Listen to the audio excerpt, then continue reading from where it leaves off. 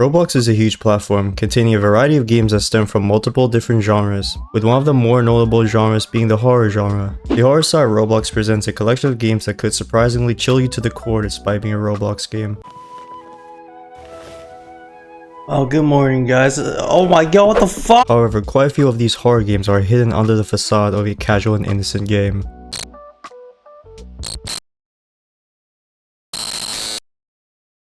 These particular games do not necessarily have a set name for them, and they go by a multitude of names such as Deceptive horror games, bait and switch horror games, and disguised horror games.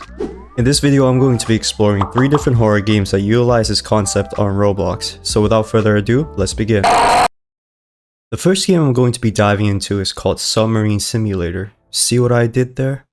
Pretty smart, right? This game is developed by Starlit Games, and from the outside, this game looks like the usual copy and pasted simulator game on Roblox. However, never judge a book by its cover, as inside the game itself is a whole different story. The game starts off with a brief introduction of the story. Set in the year 1952, marine engineers built a submarine pod to explore the deepest depths of the ocean, specifically the Mariana Trench, which is where the game takes place. The pod could only fit one person, that being our main character, Ryan Joe, who volunteered to travel down the trench to conduct the research.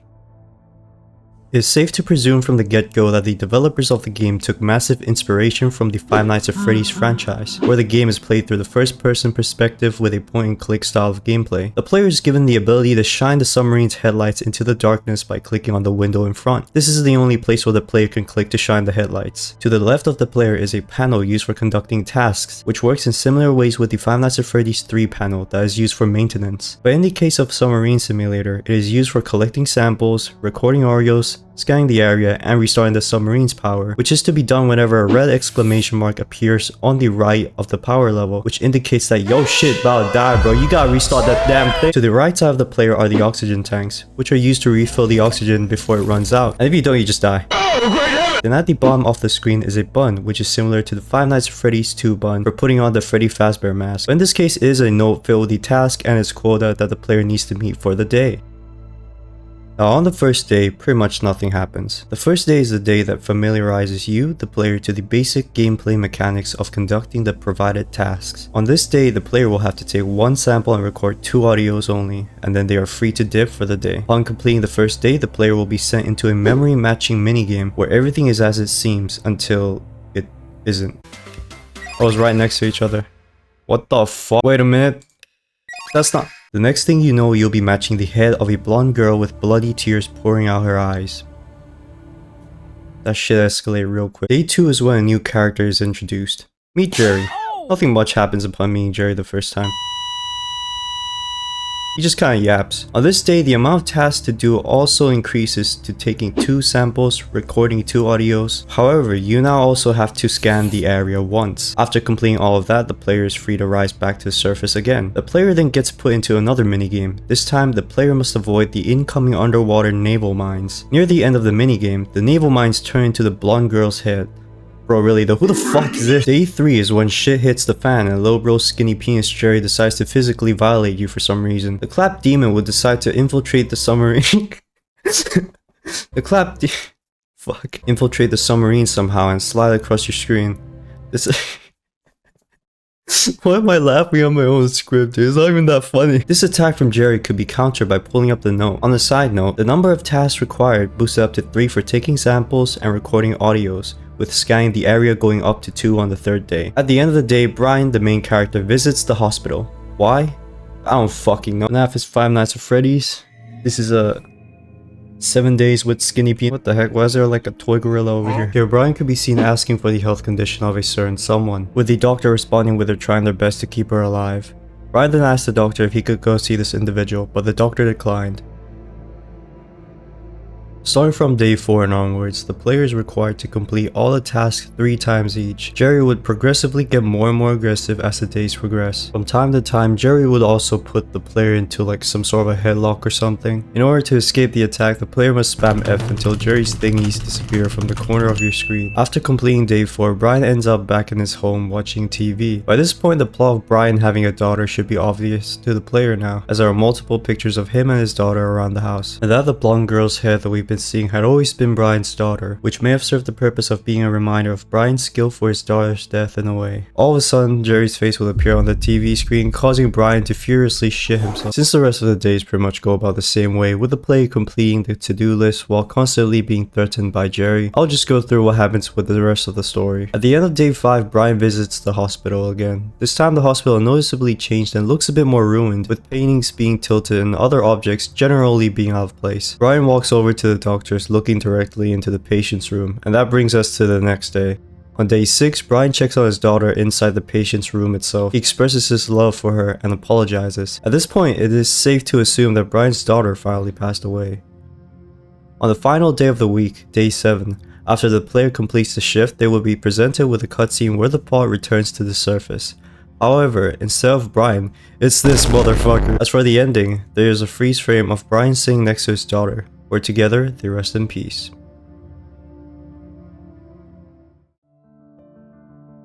A stereotypical obby appears to be, well, a stereotypical obby.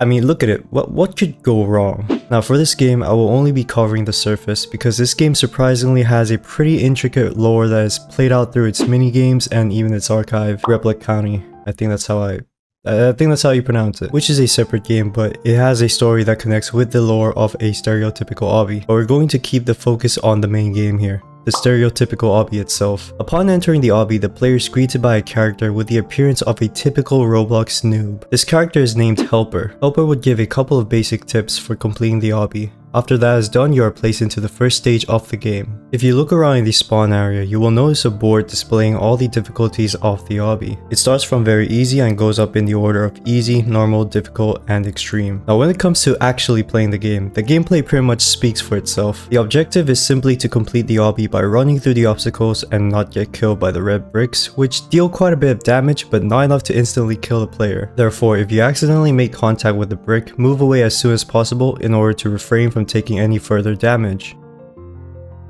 Like mentioned earlier, as you run through the course, it progressively gets harder and harder. When you reach stage 10, Helper disappears and you are left on your own to complete the obby. Stage 10 is also the stage where you move from the very easy difficulty to the easy difficulty. Upon reaching stage 20, you move from easy difficulty to normal difficulty. Simultaneously, the atmosphere darkens all of a sudden, pretty much pitch black with no sky to be seen unless you look above. Strangely, the music also starts slowing down and become less joyful as opposed to the earlier stages where the music had a more playful tune to it. If you look at the board displaying the difficulties, you will also be able to see an extra difficulty above extreme that is barely visible. It displays question marks. What could it really be? There's another kind of like a panel, elongated brick sign.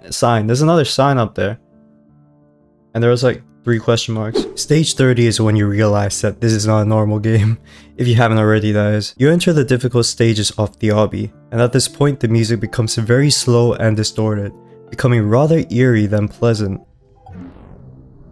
But what the heck? The head of the player's character also starts twitching, adding to the creepiness of the situation. Okay, now shit is getting real. I am twitching. My head is twitching. Stage 40 is when you reach the extreme difficulty. However, nothing changes in the environment nor the music. At certain points while you run through the obby, doppelgangers of your character will start appearing and wave at you. Did I see something? I swear I saw something. I saw something on the spawn point. Am I hallucinating already? Has this game broken me that much? Are we like running through apartments right now? Oh, what the heck? At stage 49, you will notice that the area surrounding the stage 50 checkpoint becomes glitched, looking as if the whole thing is bugging out. The path from stage 49's platform to stage 50's platform is also invisible, but you know, it's still there. It's just invisible, it's just transparent, so you can cross to stage 50 just fine. However, as you cross, a dark red text saying turn back appears on the screen. Weird, but you can just ignore it and continue walking to the stage 50 checkpoint without any problems. If you look at the board on the platform, it also shows stage 50 as being the question mark level of difficulty. After stepping on the checkpoint, a text will pop up saying connection lost, and the following is what ensues. Reestablishing connection. Okay, success. please stop. What does that mean? You want me to stop playing this game? I'll quit I'll quit like right now. The game then sends you back to what seems to be the beginning stages of the obby, but apparently you're on stage 50. As you continue playing, you will notice helper return to give tips. However, these tips are rather gibberish. Everything is as usual until you reach stage 60. What the fuck?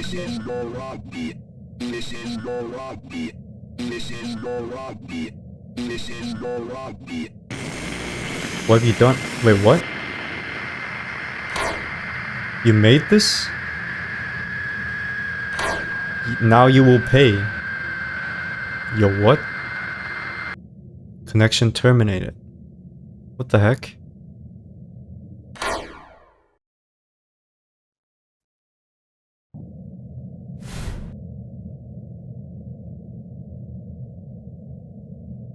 VR. Wait, what?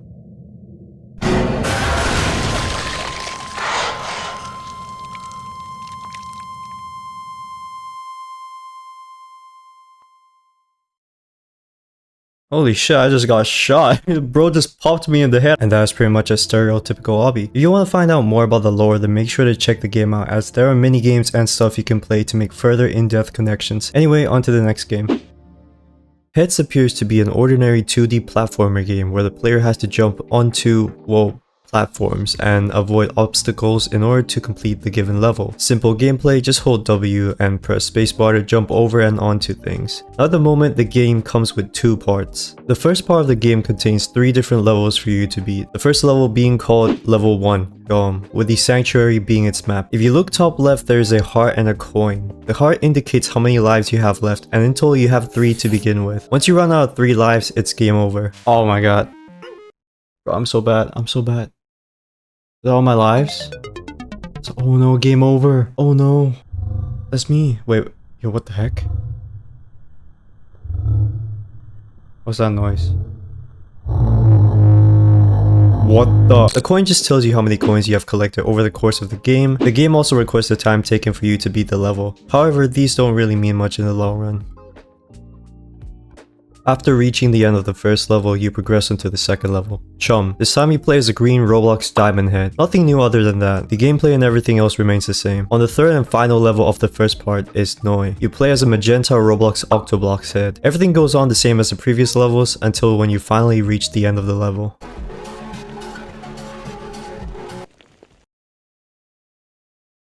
Okay. Oh, whoa, what the heck? Oh my god, it's so loud. What the heck?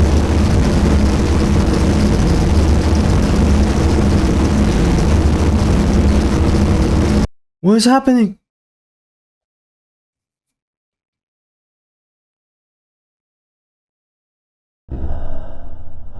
Was that it? Oh no, there's that noise again. It's like some dude breathing down. But that isn't all. In the second level of part 1, there's actually a hidden secret. This dark tunnel of some sort teleports you to a different game. Oh, what the heck? We're big head with a different face? Holy crap, wait. I'm double jumping with there. Yo, this is pretty cool. Bro, we're going so fast. Yo, what the heck? You shouldn't be here, boy. Hey, why are you assuming my jet? You shouldn't be playing this in the first place. Well, I am playing it now. What are you gonna do about it, huh? Want to hear a joke? Okay. Man has a joke prepared for us. What's there to do when you can't do anything?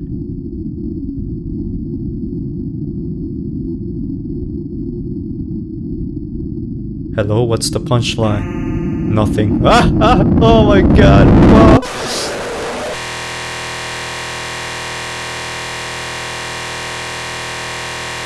I think they just crashed my game again. This then crashes your game again. You will notice that this is a trend for this game. In part 2, you get loaded into a fairly long conversation between 2 people. Or can I say, heads.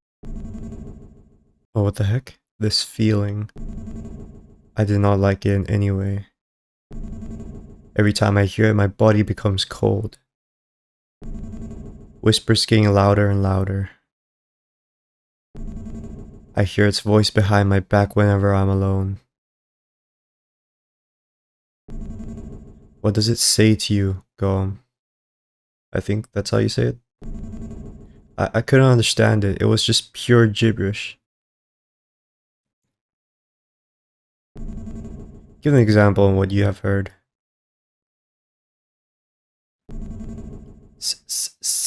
Kune what? May quit what? That's Latin. I'm not even gonna try to read that. What does that mean?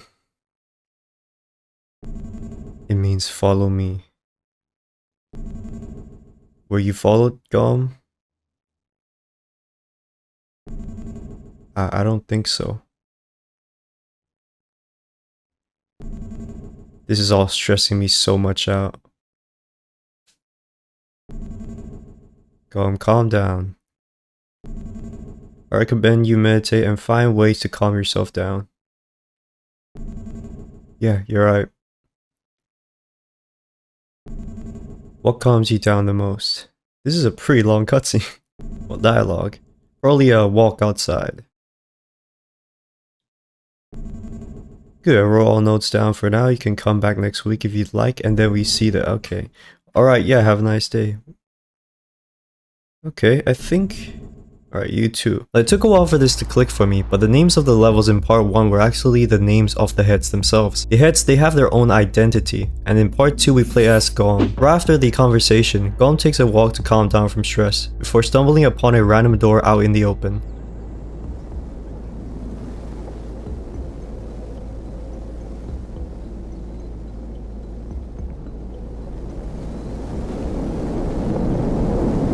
Oh, it's hella windy. Oh.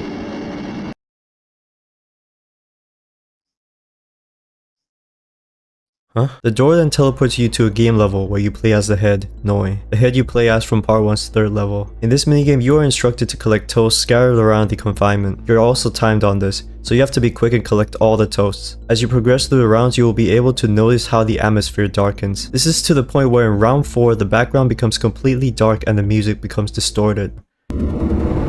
What the hell? Oh my god. Then round 6 hits. Okay, the background becomes completely flashy of black and red, and you have 40 seconds to gather all 40 toasts. Once you're done, you are forced into the perspective of Chum, the head from part 1's 2nd level. You find yourself in some sort of dark tunnel before realizing that you're actually in a chase sequence by some weird entity. What's even weirder is that as you run, in the chat, Chum begs for the player to help, then Chum gets caught, which causes your game to, yup, you guessed it, crash. Yo, this thing is fast. It's catching up. It's catching up. I don't think I can outrun it. Player, help me, please. What? Chum? Oh my god, I think my game crashed. My game crashed. Y'all keep crashing my game. And that was heads. I'm actually pretty interested in how the lore expands from here, as part 2 was actually pretty interesting to me. Anyway, thank you so much for watching this video. If you enjoyed this video, then make sure to leave a like, comment, and subscribe. And don't forget to turn on post notifications so whenever I upload a brand new video, you will be notified. Make sure to also check these games out and go show the developers some support. That is it for this video. See you guys in the next one. Peace out. Bye.